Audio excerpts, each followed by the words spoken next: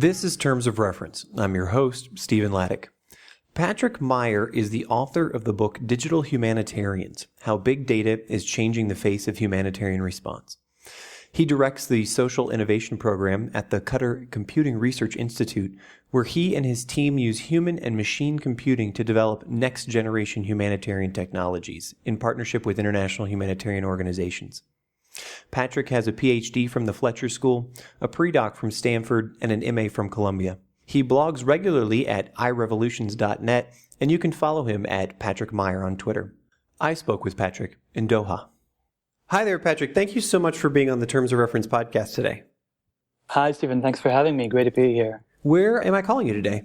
I am in Doha, Qatar, in the Arabian-Persian Gulf.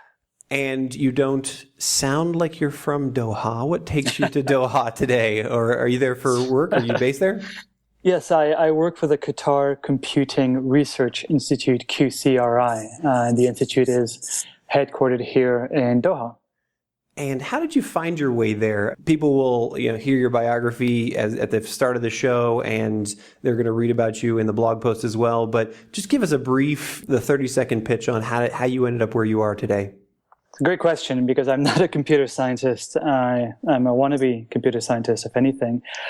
The story is simply I was giving a presentation at a talk at a technology conference in Paris a few years back, where I was highlighting how humanitarian organizations really needed to work more closely with folks doing advanced computing, because humanitarian organizations are simply not well placed to make sense of so-called big data that gets generated during disasters. And it just so happens that at this conference, the executive director of QCRI was in the audience and basically said, "Why don't you come and give the same talk in Doha?" And then I was happily recruited to work with an outstanding team of computer science experts here.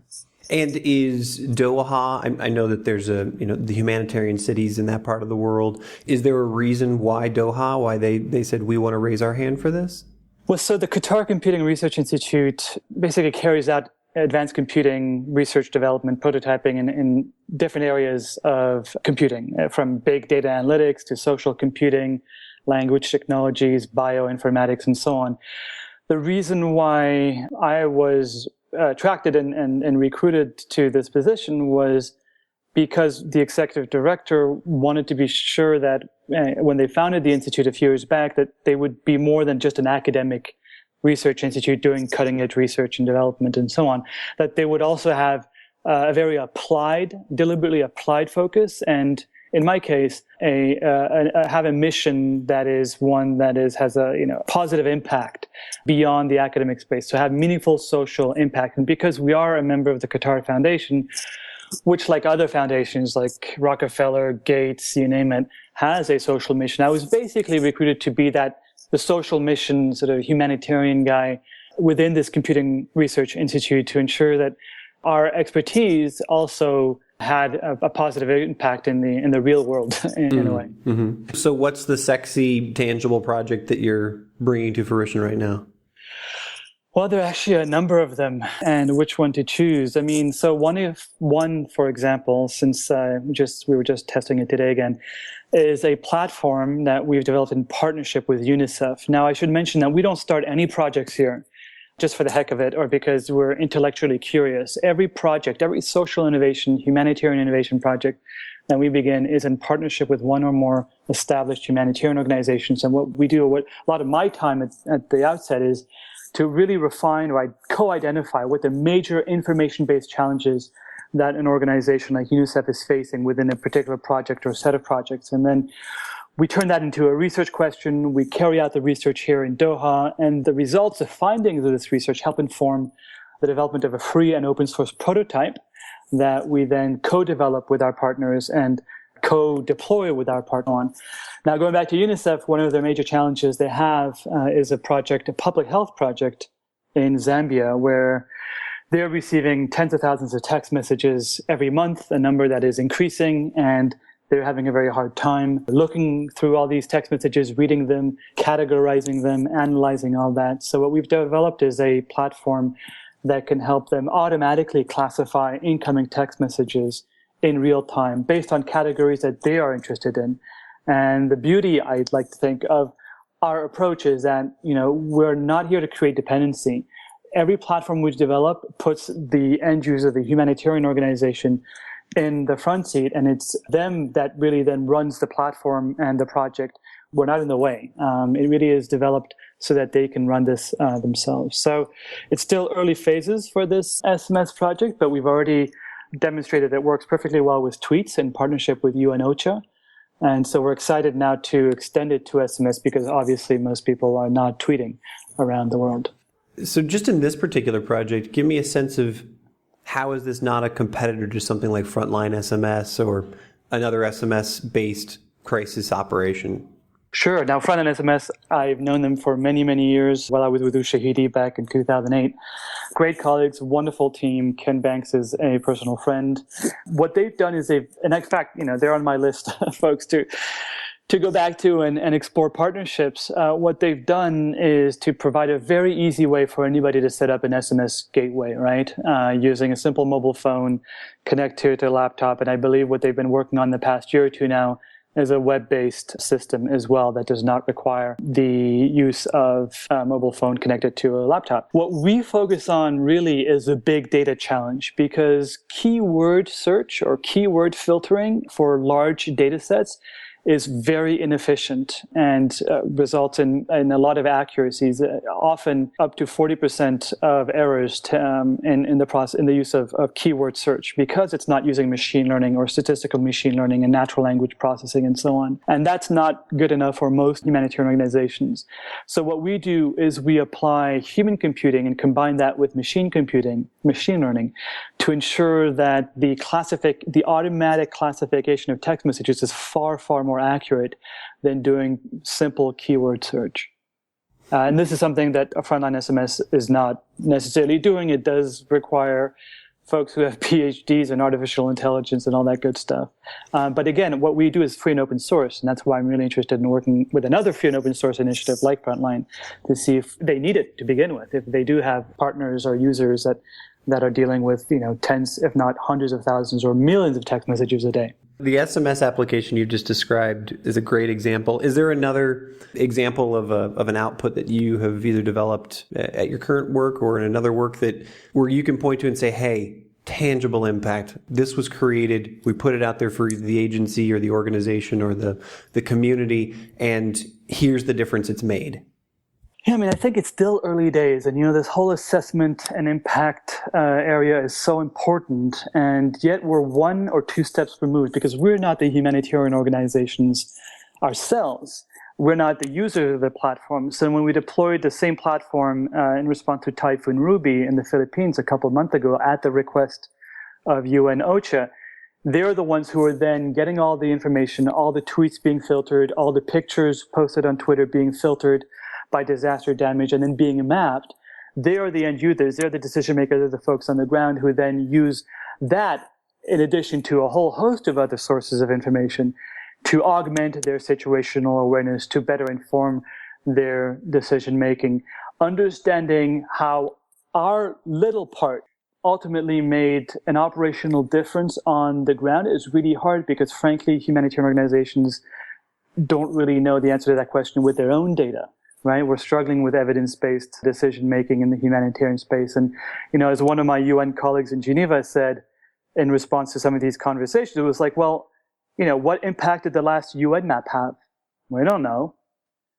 So it is a challenge. And the best we've been able to do is to actively solicit feedback from our humanitarian partners as much as possible and say, how was this used? Did it help? How can we improve it? And it's largely anecdotal. Is that good enough? Frankly, no. I would love to do a lot better. I don't know that we are the right people to do it. First of all, it should be an independent evaluation by independent experts who are funded independently to do that and who are on the ground themselves and who understand the difficulties of decision-making and understanding the whole decision-making processes on the ground. So it's not ideal. And if you have any suggestions on how we can improve that, I'm all ears. We can have a conversation offline about that.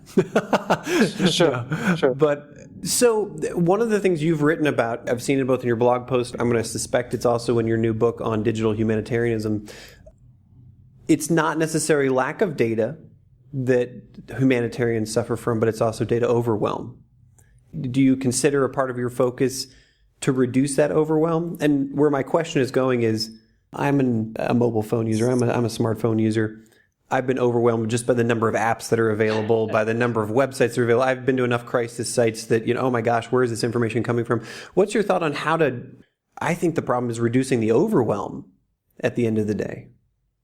It is. I mean, increasingly it is. Of course, not everywhere around the world, right? It's not a black and white situation. All of a sudden, we're in an information environment, that's marked by overload of information. It's just more that more situations, disasters around the world are leading to more data being generated. That doesn't mean that everywhere, of course. And yes, one of the mandates that we do have, given our expertise in big data analytics and big data solutions, is how can we bring these solutions, these cutting-edge solutions that you tend to find in the private sector that cost an arm and a leg, how do we provide them in a way that is freely available and open source and usable to humanitarian organizations, right? So that's a lot of what we do, is trying to filter that content. And in a way, because of this, some people say that, this flood of information is as paralyzing to disaster response, can be as paralyzing to disaster response as the absence of information. So how do we find those needles in the haystack within this flood of information? The needles being the informative, actionable, relevant, credible pieces of information, and how do we filter these out of the haystack and provide them to humanitarian organizations so that they can have access to more timely, informative, actionable information. And that's exactly what we do in a nutshell. And we don't only do this with text messages or tweets. I think I hinted we also do this with pictures and videos, and then now more recently doing a lot of work on satellite and aerial imagery being imagery captured by UAVs, so non-lethal civilian drones that provide a bird's eye view of disaster affected areas for needs assessments and so on. Part of the Drones for Good program? That's right. So we have one of our initiatives is a humanitarian UAV network, which includes UN OCHA, the Red Cross, the World Bank, the European Commission on their advisory board, as well as a number of UAV manufacturers and UAV groups. And what we try and do is help basically catalyze collaboration and partnerships between humanitarian organizations and UAV experts, and also provide solutions on making sense of large volumes of aerial imagery that get generated. And of course, time is a luxury that humanitarian organizations don't have during disasters. So we don't want to take days or weeks analyzing gigabytes or terabytes worth of aerial imagery. We want to be able to do that in near real time. And one of the reasons I moved to a computer science research institute was because those skills and that knowledge and that expertise is here. It's not necessarily at the UN Secretariat in Geneva or in New York, and that's not a criticism. We were never expected to be data science experts in the humanitarian space. And this whole big data challenge is relatively new, and it's going to take some time to develop that expertise in-house. In the meantime, I think that computing research institutes can really help out in a meaningful way to make sense of this flood of information. Can you think of a time you have a unique position through all of the organizations you've worked with, through the boards that you're on, through the judging panels you're on, through the research you've done? Has this work or this particular technological push ever failed? I'm thinking of the Kenya crisis. I'm thinking of, the tsunami. I'm thinking of a time when the wrong information got out there and bad things happened, or a result happened that everyone was like, ooh, that's not what we wanted. And if so, could you take us through one of those, and how did you help or how did you see the community react to rectify it? That's a really great question, Stephen. And I think we fail all the time. And that's not what we do is we fail quickly and we fail forward, to use an expression that a colleague of mine has been using over the years, is about learning as quickly as possible and improving and failing better, failing faster, failing forward. All these technologies we're developing, they're never completely ready for deployment.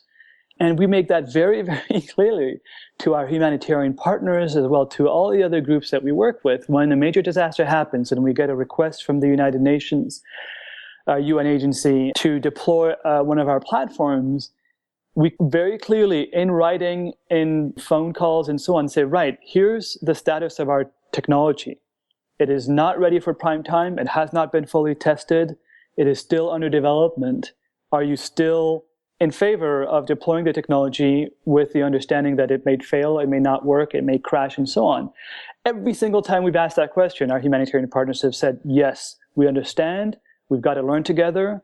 This is a real world. We don't have the luxury of locking ourselves up into a computer lab for 3 years to come up with the ultimate best solution and then realize 3 years later that it's actually had not gone through the process of iterative development and iterative deployment. So I'm savvy to that. Many of our listeners are savvy to the iterative development, but I'm also, unfortunately or fortunately, savvy to the other part of, let's say, UN procurement or government procurement that has no appreciation for iterative development.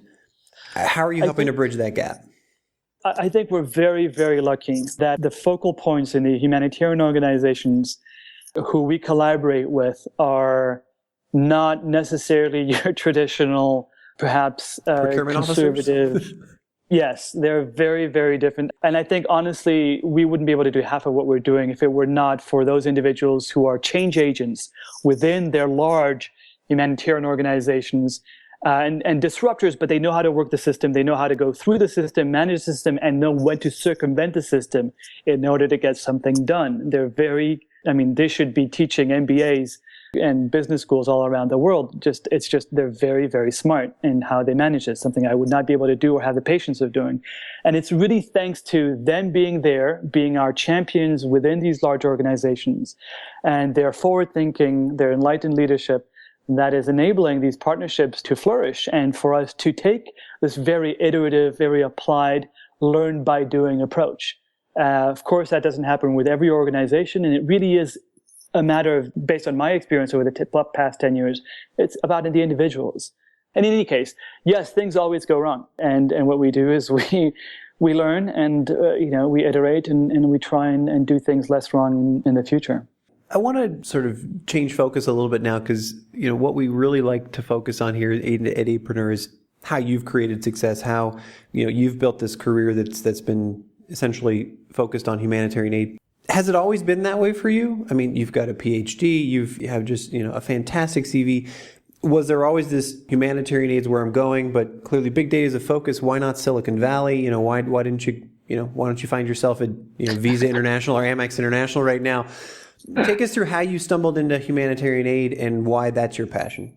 That's a great question as well. And I think a pretty defining moment. I mean, I was born and raised in Africa. I was born in Côte d'Ivoire, in Abidjan, and I grew up in Nairobi and spent the first 15 years of my life basically in Africa. And that is the number one reason why I'm doing what I do now. I did get slightly distracted in high school when I got, and this is the irony of it all, I got hooked into computer science, into programming, and just got completely addicted to this idea of being able to program your own worlds. And I decided that, I would go ahead and do a bachelor's and a master's degree in computer science. In the UK, they have programs that combine the two of them. So you get a 4-year bachelor's, master's degree in computer science. So off I went to the UK to do my master's degree in computer science and software engineering. And within the first month, I realized that maybe something was wrong, that this was not exactly what I wanted to do. I had a very hard time identifying with my colleagues, which were perfectly awesome, amazing, wonderful people.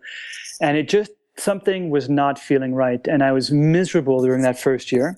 I went along with it, and I was absolutely miserable.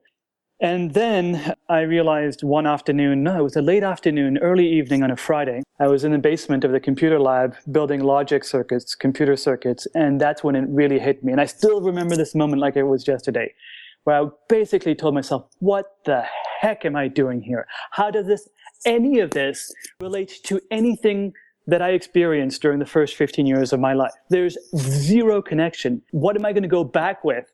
Because I always wanted to go back to Africa and work there. What am I going to bring building logic circuits? How is that going to have any impact? And I quit. I dropped out of the program completely. I said, this is ridiculous.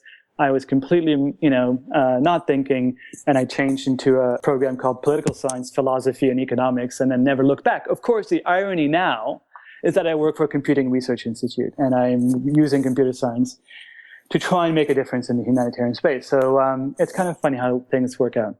The story is so not unusual for so many of the guests that we have here in terms of reference, that either the aha moment happens or you sort of find yourself stumbling into aid and you wake up 10 years later and you're like, oh, I was always supposed to be here. I just had no idea how to get here in the first place. So yeah, that's a fantastic story. You're in a unique position amongst all of us in that you're on the bleeding edge every day. What do you foresee in the next 5 years to 10 years as the future of either how digital technology will influence humanitarian action or how you think humanitarian action will change because of that? What's the future look like to you? Is there anything you'd be able to put out there or any prediction you'd have that says we're going in this direction? I can definitely try and think of some potential answers, but just to maybe say, I've always liked in my work is to always go where nowhere else is going, in the sense that, there are no other humanitarians in this Institute of Computer Scientists. I have 150 top-notch computer scientists, right? I am definitely the odd one out by a mile, if not 100 miles. And I really enjoy just putting myself in these situations where I am the odd one out, because frankly, it's very selfish. I get to learn a heck of a lot, and I get to be exposed to different ways of thinking, different ways of doing, different ideas and different solutions. And I really enjoy that a lot.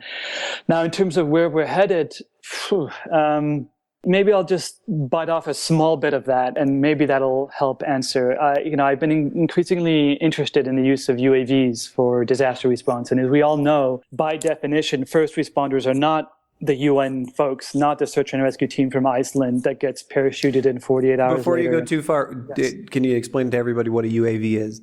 Oh, so sorry. Yes, unmanned aerial vehicle, which is also referred to as unmanned aerial systems, which is also referred to as a drone or a remotely piloted aircraft system, RPAS. That's a more common term in Europe. Intelligent remote control airplanes or helicopters, basically.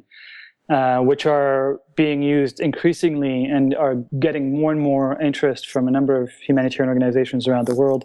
World Food Program, UNICEF, the World Health Organization is already piloting quadcopters, so helicopters that have 4 propellers for the transportation of payloads, medical, vaccine payloads, and so on. So it's already been happening. And in Haiti, there's a team of Haitians and this goes back to the point I wanted to share is, in Haiti, there's a team of local Haitians that have been trained to deploy UAVs for disaster preparedness, risk reduction, response, and to share the imagery they're collecting with the international humanitarian organizations. And I really like that story, where you have local communities that are being empowered to use the technology to collect the data themselves, to help themselves, and then also share the data with others, because by definition, disaster-affected communities are themselves the first responders, always have been and always will be. So how do we empower these local communities with this new technology to better self-organize, to take more informed decisions, and so on? And that can be a combination, obviously not only UAVs, but mobile phones, social media, and so on. And that's what we're seeing increasingly, is that first responders, the local affected communities, are becoming increasingly tech-savvy and increasingly able to accelerate the self-organization that's always been there, and to do it more efficiently and a lot faster than brick-and-mortar humanitarian organizations are able to. And I'm really interested in that dynamic and that trend that we're seeing. I think it is quite disruptive and is ultimately not a bad... I mean, I know that humanitarian organizations and folks that I've spoken with can feel a little threatened by all this, but I think it's very, very good. It ultimately takes some of the burden off a very overstretched international humanitarian system. So I'm all for that kind of empowerment and local hacking of this technology and the collective action on the ground. So I hope we see this continuing, and frankly, I don't see why that would end anytime soon. I think we're going to see more and more of that. Especially in a world where there's, 4 L4, L3 emergencies right now. 2 more questions for you. One super practical, the other one a little more whimsical. The practical question is, you're lucky enough to be at a foundation right now. We have no idea how well it's endowed, but we'll assume it's well endowed being where you are right now. Do you have to worry about the financing of the research that you're doing or the financing of the initiatives that you're doing? I know you said that you partner with the humanitarian organization, but how's that work in your world right now? Do you have a team of people that are writing proposals and sort of going out and partnering, or is that all on your shoulders? And how do you manage that? Talk about being in a luxurious position here, because none of us and my team have to do any fundraising. All our funding comes directly from the Qatar Foundation. This is basically from the state of Qatar, from the oil money, the gas money, and so on. And Qatar has a very active strategy to diversify away from mineral resources, and they're doing this very aggressively, more so than any other Gulf countries around the world, around the region. And part of that means basically establishing and being involved in the information knowledge economy, the knowledge sector, and contributing to cutting-edge advances there.